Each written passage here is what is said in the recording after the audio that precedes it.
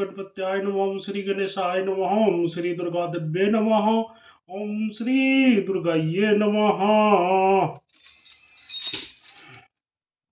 ओम श्रीमद्देवी भागवत महापुराण प्रारंभ द्वितीय खंड। तुमे माता च पिता तुमेव, तुमे बंधुश्च सखा तुमेव, तुमे विद्या द्रविणं तुमेव, तुमेव सर्वं देवदेव। ओम नमः सटिकाय नमः। ओम श्री दुर्गा दिव्ये नमः। ओम श्री दुर्गाये नमः। ओम श्री दुर्गा दिव्ये नमः। ओम श्री दुर्गाये नमः। 10वां अध्याय। पृथ्वी के प्रति शास्त्र विपरीत व्यवहार करने पर नरकों की प्राप्ति का वर्णन।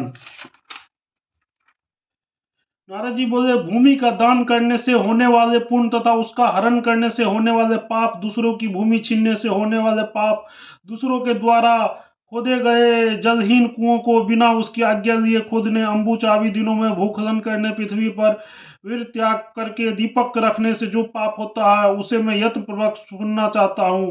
हे वेद वेताओं में श्रेष्ठ, मैंने पूछने पर अतिरिक्त अन्य जो भी पृथ्वी संबंधी से पाप हो उससे आप निराकरण का उपाय बतलाइए। श्री नारायण बोले, जो मनुष्य भारतवर्ष में विस्तृत बीता मातृभूमि की किसी संध्योपासना से पवित्र हुए ब्राह्मणों को दान करता वो शिवलोक को प्राप्त होता है। जो मनुष्य किसी ब्राह्मणों को सब प्रकार की फसलों से संपन्न भूमि प्रदान करता है वह उस भूमि में विद्वान धूल के कणों की संख्या के बराबर वर्षों तक भगवान विष्णु के लोकों में निवास करता है। जो व्यक्ति ब्राह्मणों को ग्राम, भूमि और धन का दान करता है उससे उसके पुण्य से दाता और प्रतिगृहता दोनों व्यक्ति संपूर्ण पापों से मुक्त होकर जगदम्बा के लोक में स्थान पाते हैं। जो सज्जन भूमि दान के अवसर पर दाताओं के इस कर्म का अनुमोदन करता है वो अपने मित्रों तथा सगोत्री बंधुओं सहित वैकुंठ लोक को प्राप्त होता है। जो मनुष्य किसी ब्राह्मण की अपने अथवा दूसरों के द्वारा की गई आजीविका को उससे छीनता है वह सूर्य तथा चंद्रमा के स्थित पर्यंत का सूत नरक में रहता है। इस पाप के प्रभाव से उस व्यक्ति के पुत्र पौत्र आदि भूमि से हीन रहते हैं। वो लक्ष्मी रहित, पुत्र विहीन तथा दरिद्र होकर भीषण रौरव नरक में पड़ता है। जो मनुष्य गोचर भूमि को जोतकर उसमें उपार्जित धन ब्राह्मणों को देता है वो देवताओं के दिव्य 100 वर्ष तक कुंभी पाप नरक में निवास करता है। जो मनुष्य गायों के रहने का स्थान तगार तथा मार्ग में जोतकर वहां से पैदा किए हुए अन्न का दान करता है वो 14 इंद्रियों के स्थित प्रयत्न असीपत्र नाम के नरक में पड़ा रहता है।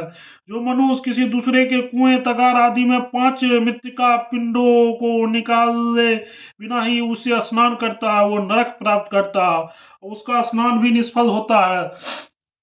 जो कामासक्त पुरुष एकांत में पृथ्वी व वीर का त्याग करता है वहां की जमीन के जितने धूल कण है उतने वर्ष तक वो रौरव नरक में वास करता है। जो मनुष्य अम्बुवाची काल में भूमि खोदने का कार्य करता है वो कृमिदंश नाम के नरक में जाता है और वहां पर 4 युगों तक उसकी स्थिति रहती है। जो मूर्ख मनुष्य किसी दूसरे के लुप्त कुएं पर अपना कुआं तथा लुप्त बावली पर अपनी बावली बनवाता है उस कार्य का सारा फल उस दूसरे व्यक्ति को मिल जाता है और वह स्वयं तप्त कुंड के नामक नरक में पड़ता है। वहां पर 14 इंद्रियों की स्थित प्रयत्न कष्ट भोगते हुए वह पड़ा रहता है। जो मनुष्य दूसरे के तगार में पड़ी हुई कीचड़ को साफ करके स्नान करता है वह उस कीचड़ के में जितने कण होते हैं उतने वर्षों तक उस ब्रह्मांड लोक में निवास करता है। जो मूर्ख मनुष्य भूमिपति के पितरों को पिंड दिए बिना श्राद्ध करता है वह अवश्य नरकगामी होता है। जो व्यक्ति भूमि पर दीपक रखता है वह 7 जन्मों तक अंधा रहता है और जो भूमि पर शंख रखता है वह दूसरे जन्म में कुष्ठ रोग से ग्रसित होता है। मनुष्य मोती, माणिक, हीरा, स्वर्ण तथा मणि इन 5 रत्नों को भूमि पर रखता है वह 7 जन्मों तक अंधा रहता है। जो मनुष्य शिवलिंग, भगवती शिवा की प्रतिमा तथा सालग्राम शिला की भूमि पर रखता है वह 100 मन्वंतर तक कृमि भक्ष नाम के नरक में वास करता है। जो शंख यंत्र, सालग्राम शिला का जल, पुष्प और तुलसी दलों से भूमि पर रखता है वह निश्चित रूप से नरक में वास करता है। जो मंद बुद्धि मनुष्य जलमाला, पुष्पमाला, कपूर तथा गोरचन को भूमि पर रखता है, वो निश्चित रूप से नरकगामी होता है।